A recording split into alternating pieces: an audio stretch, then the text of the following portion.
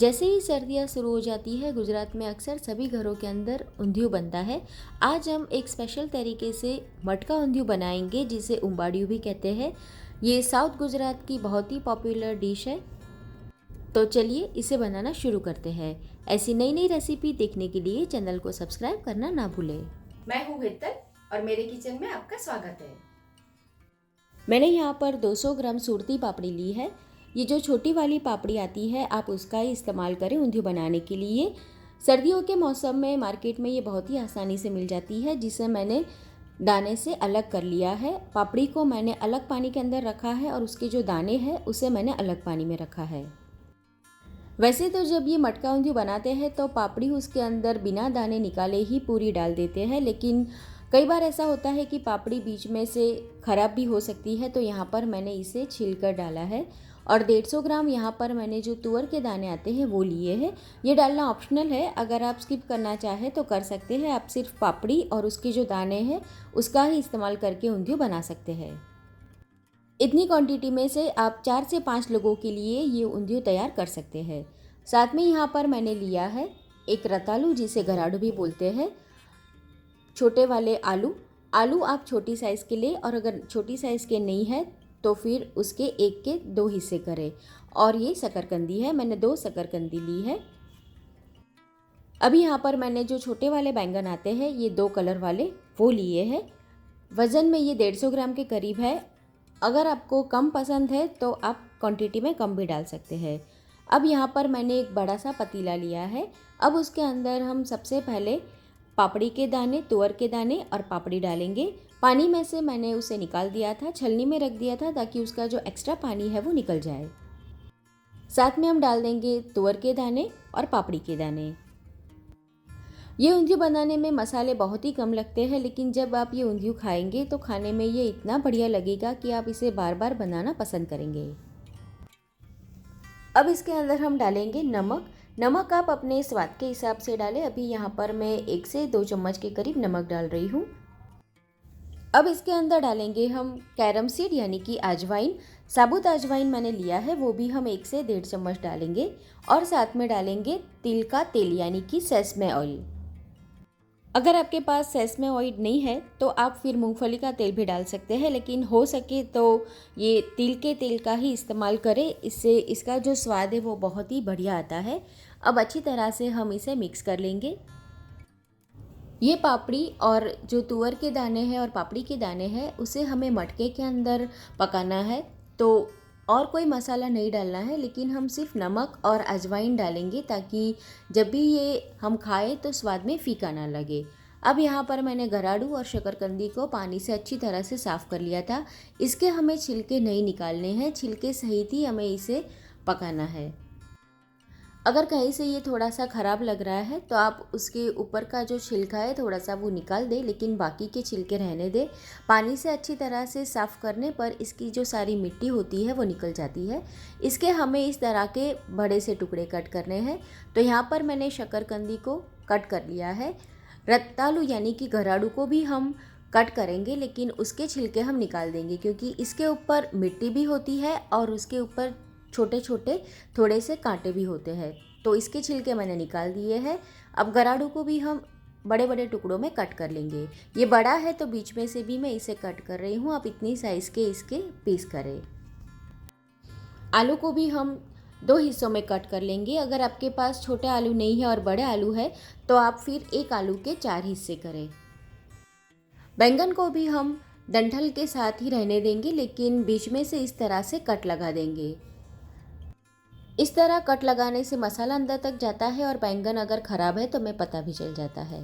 साथ में नमक डाल देंगे स्वाद के हिसाब से, अजवाइन डालेंगे और फिर तिल का तेल यानी कि सेसमे ऑयल भी इसके अंदर हम डाल देंगे। ऑयल डालने से मसाला जो है वो अच्छी तरह से सब्जियों के ऊपर कोट हो जाता है। तो अब इसे हम इस तरह से ऊपर नीचे करके मिक्स कर लेंगे। घराड़ू थोड़ा सा स्टिकी होता है, तो अगर आप इस तरह से करेंगे तो आपके हाथों में उसकी जो चिकनाहट है वो नहीं लगेगी।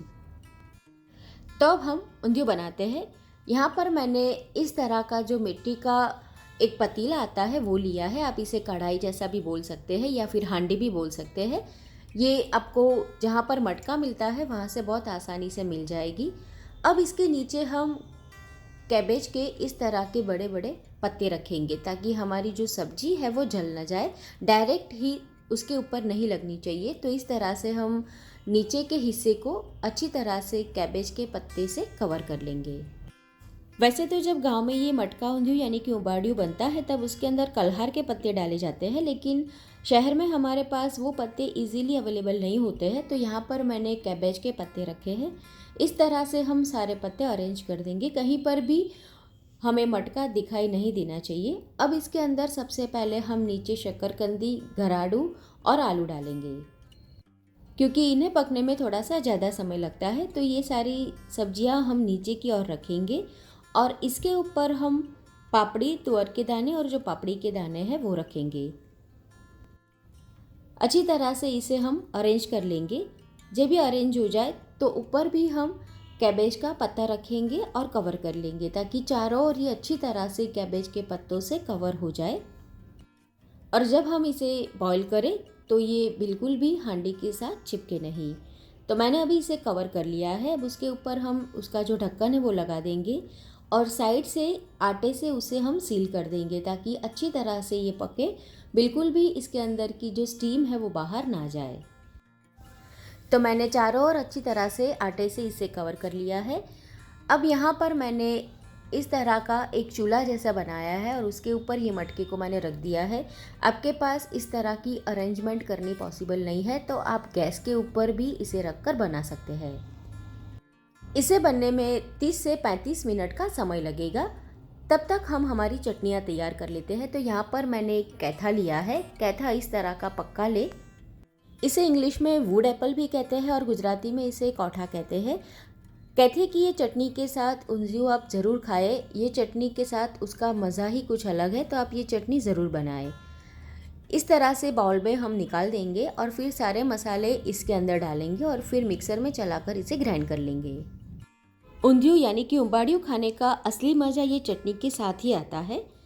मिक्सर के जार के अंदर इसे हम डाल देंगे और इसके अंदर सारे मसाले डालेंगे। तो सबसे पहले डालेंगे हम मिर्च पाउडर।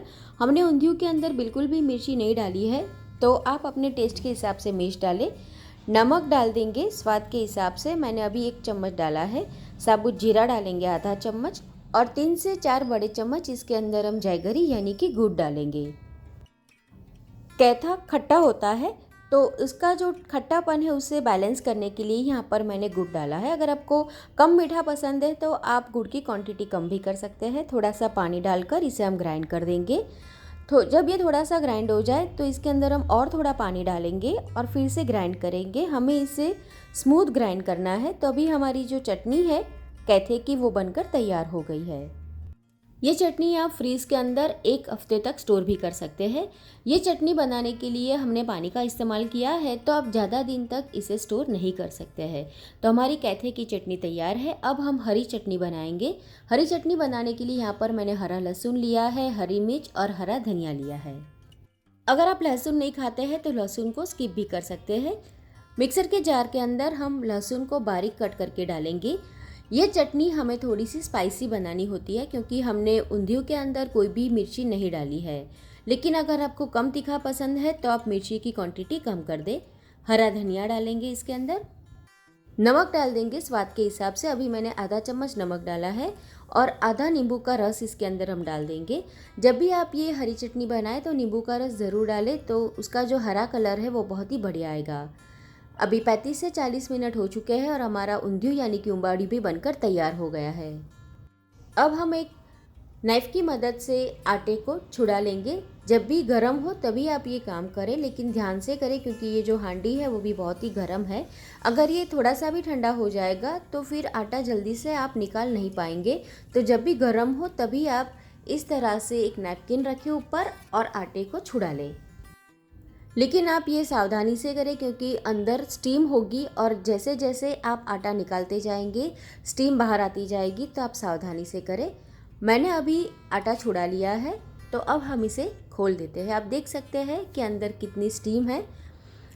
कैबेज के जो पत्ते हैं उसे हम निकाल देंगे। तो अभी हमारा जो ऊंधियो यानी कि उबाड़ियों है वो अच्छी तरह से बनकर तैयार है। ऊपर वाले जो कैबेज के पत्ते हैं उसे हम निकाल देंगे। ध्यान से करें क्योंकि ये बहुत ही गर्म है और हाथों में आपको स्टीम लग सकती है।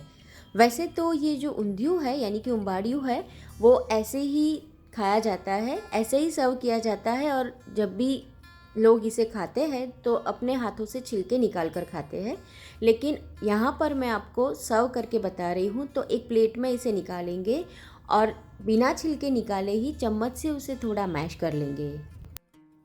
सबसे पहले उसके ऊपर हम डालेंगे हरी चटनी। हरी चटनी डालने के बाद हम डालेंगे कैथे की चटनी। ये दोनों चटनियाँ की वजह से ही ऊंधियू का जो टेस्ट है वो बहुत ही बढ़िया आता है।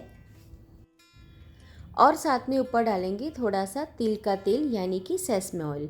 तो अभी हमारा जो ऊंधियू यानी कि उंबाड़ियू है वो बनकर तैयार हो चुका है।